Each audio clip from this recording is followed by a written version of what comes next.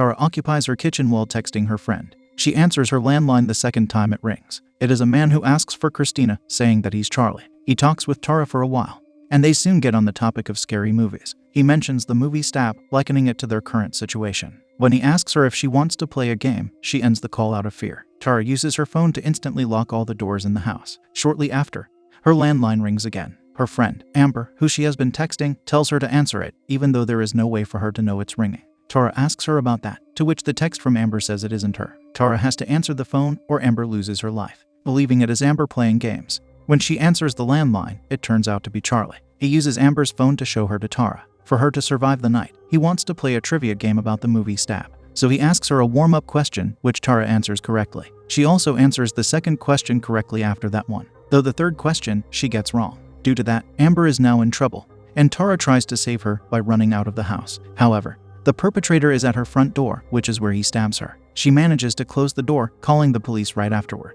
But the doors get somehow unlocked by the man. She locks them while he unlocks them again. This continues a few times, instilling terror in the girl. The landline rings once more. Tara answers it, to hear Charlie ask if she thinks he made it into the house before she could lock the doors. Before she can answer, he comes up from behind to stab her. Tara gets him down, but it does not last. She struggles to escape, and he gets on top of her, ending the scene. In a different area, we see a girl, Sam, sitting outside of a building. Her coworker, Richie, comes out to see her. They kiss each other. Then Sam gets a message from Wes regarding her sister Tara. She calls him to discover Tara was stabbed. After the phone call, she shares the awful news with Richie and decides to visit her sister, who is still alive. In the next scene, we see a group of high school students. They discuss the mysterious criminal, along with Tara's severe condition. Soon they observe a man named Vince, standing at a distance. They talk about him being creepy. Shortly after, one of them gets a message from Tara, so they get ready to visit her. Afterward, we see Richie driving with Sam, talking about the movie Stab. He asks her why someone would want to get rid of her sister. When the couple arrives at the hospital,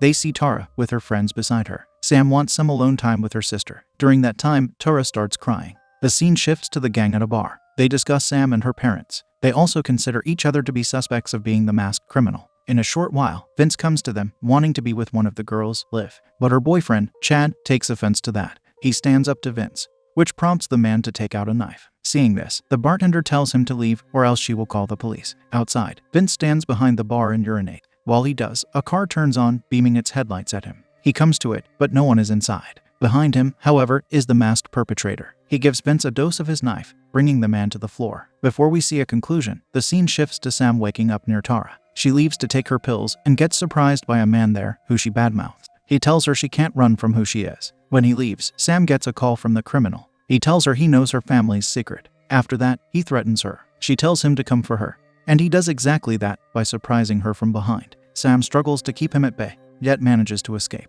She runs into a cop, informing him of the situation. He rushes into the cafeteria, only to find no one is there. A while later, Sheriff Hicks talks to Sam alone. She tells her that she is not helping them. After telling Sam she wants her to leave with Richie, Sam talks to Tara alone. She starts telling her about the distant past, the event that caused their father to leave them. In their mom's old diaries, Sam discovered she was the child of some other man. Presenting the diaries to their mother is what prompted their dad to leave, because he was there when Sam presented them. He was ignorant about it until that moment. Sam cries as she tells this story to her sister, who also looks devastated. She gives the name of her real father, Billy Loomis, one of the original murderers from long ago. Then she apologizes to Tara, though Tara wants her to leave immediately. Outside the room, Sam encounters Richie, who confesses to having heard what was said. She tells him to leave because of what she revealed about Billy Loomis, but he tells her he's staying because he loves her. In the next scene, a man occupies his trailer. Sam comes to visit him with Richie. When he gets to his door, Sam tells him she's Billy Loomis' daughter. He opens his door, and she tells him their situation.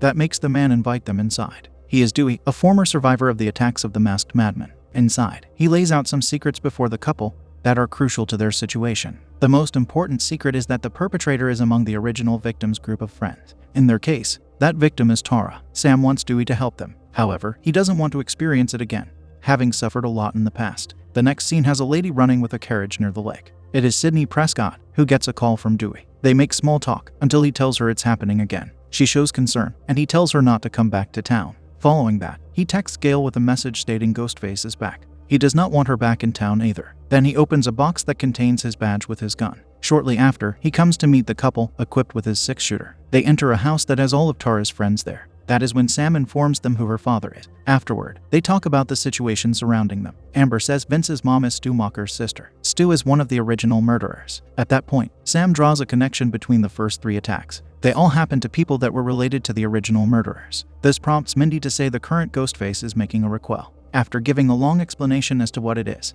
Liv asks who is next, according to requel rules. Mindy states it has to be the person that is connected to the one who came before. Then she says that Ghostface is Sam because it makes perfect requel sense. Such an accusation angers Sam, causing her to leave. As she drives, the man from earlier appears in her backseat as a hallucination. He tells her that Ghostface is on the loose and is threatening her, along with Tara. The man follows by wanting Sam to accept who she is. After finding out who the perpetrator is, he wants her to destroy some people. Subsequently, we see Sheriff Hicks at her house. She hears something unusual, making her grab a knife. She searches her house only to find her son, Wes. While she drives to pick up sushi, she gets a call from Ghostface. Ignoring his famous initial question, Hicks asks him why he's doing this. After threatening to eliminate her son, she turns on the siren and quickly drives back home. She attempts to call Wes, but he's showering. When Hicks arrives home, she runs to the entrance, where she gets an unpleasant greeting from Ghostface. He climbs on her to finish the deed. After that, Wes starts preparing the table to eat. Hearing something makes him go to the front door, which he observes is open. So he closes it and turns around to see Ghostface there. The boy struggles to fend him off, but the masked maniac takes his life away. Later, Sam arrives at the house to witness the police surrounding it. One policeman lets her know that both of them are gone. Shortly after, Gail arrives. She meets Sam, who informs her about what happened to them. Then Gail spots Dewey, which prompts her to come to him. She slaps him because he warned her about Ghostface by using a simple text message. She follows by saying she came back mostly for him, not for the news coverage. They also get into an argument and talk about the past, which makes Gail cry. Sam gets in her car to go check on Tara. Dewey gets in with her. At the hospital, Tara hears something. It scares her to mount a wheelchair. As she's slowly wheeling herself, the lights turn off. Soon she finds a lifeless policeman in the hallway. She wants to collect his gun, but it's missing. In a short while, Tara enters a room to call someone. When she hears someone walk nearby, she stops dialing. The person enters the room to have Tara slam him with the phone. It is Richie. Tara asks him what he's doing there, though an answer does not come because Ghostface appears to injure the man. Tara knocks the maniac down by using hospital equipment. During the moment she bought for herself, she tries to escape.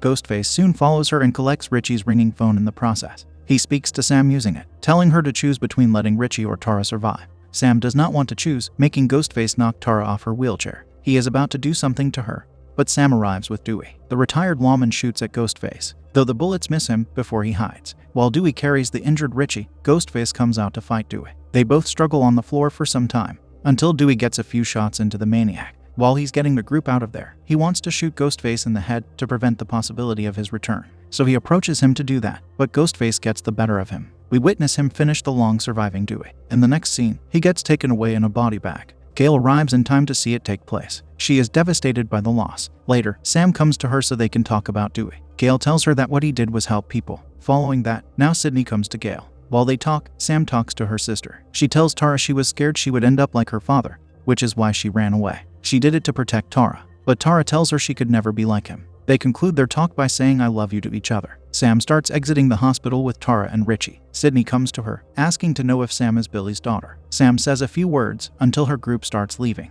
Sydney follows her, while saying she tried to leave just like Sam, but it followed her. Gail arrives to join Sydney as they try to convince Sam to stay. However, Sam gets in the car to ride away. When they leave, Sydney tells Gail that she put a tracker on her car. The group rides away.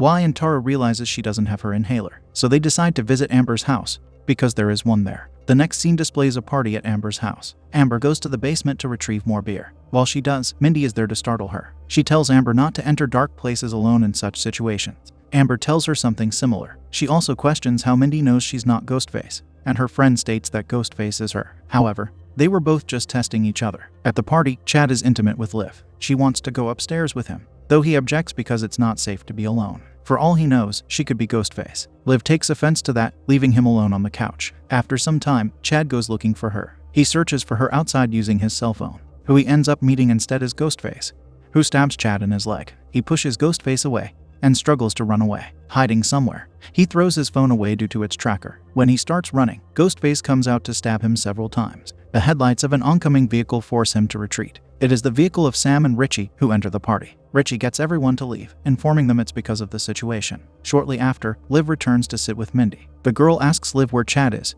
but she does not know. That makes Mindy more suspicious of her. Liv, however, fires back with her own accusations. She finishes by saying that in such films, it's the expert who eventually loses his or her life. Afterward, Sam gets a call from Sydney, who tells her to get out of that house because it is Stu Macher's. Meanwhile, Mindy watches Stab at the section where Ghostface comes up behind one of the characters. We see she is in that exact situation. She turns around to find Ghostface there. They fight, making noise for Sam to hear. She comes to help, and Ghostface runs away. Shortly after, all of them enter the same room. Liv says she found Chad outside. Due to that, she gets accused of being the maniac. When she says she's not, Amber takes out a gun to shoot her with. She wants to shoot again, but Tara prevents her. Sam retreats into the basement with Richie. Down there, he says Tara might be the other Ghostface, because there are always two. To such a statement, Sam holds a knife to him. The scene shifts to Gale and Sydney arriving at the house. They equip themselves with guns. Then Amber comes out, faking an injury. Gale thinks it's a trap, which gets her shot by Amber. Sydney shoots back at the girl, yet misses, allowing Amber to retreat inside. Coming to Gale, the wounded lady tells Sydney to finish it for Dewey,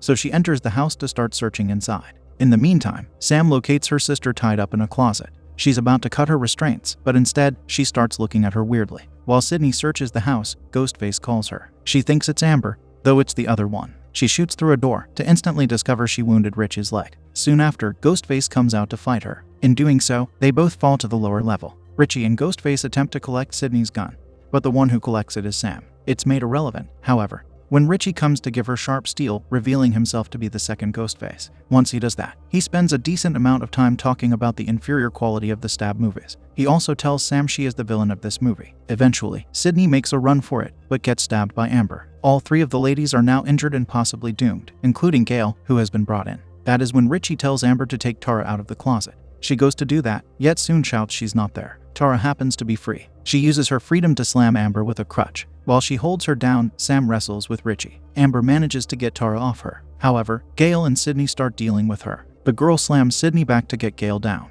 On the floor, she chokes her. But Gale summons the strength to kick Amber toward the stove, where the girl lights a flame by accident. What follows is Gale pointing a gun at her. That makes Amber plead for her life. However, she gets shot, falling onto the flame to catch fire. The duo watches her burn on the floor. Meanwhile, Richie searches for Sam. She comes out to make him lose his knife. He takes her off and pushes her downstairs. While crawling, Sam sees her father in the mirror. He seems to encourage her to finish the job. Then Richie tells her she's the villain, which means she has to be destroyed. So he gets on top of her with a gun, but she gives him the blade. After that, she stabs him many more times before finishing him. Sydney joins her, along with Gale. Taking Gale's gun, Sam uses it on Richie to be extra sure of his demise. They stand there, feeling victorious, until a burnt Amber runs at them with a knife. Tara saves them by also being present and placing a bullet in the girl who used to be her friend. In the next scene, the police surround the house, while Mindy gets escorted on a gurney. We see that Chad is also alive in an ambulance. Sam comes to Sydney and Gale, thanking them for everything they did. She also tells Sydney she was right about not running away. She follows by asking if she's going to be okay. Sydney, having experience with the aftermath of such happenings, tells her she will be, eventually. Turning away, Sam sees her father standing beside her in the reflection. She comes to Tara inside the ambulance, telling her she will stay by her side.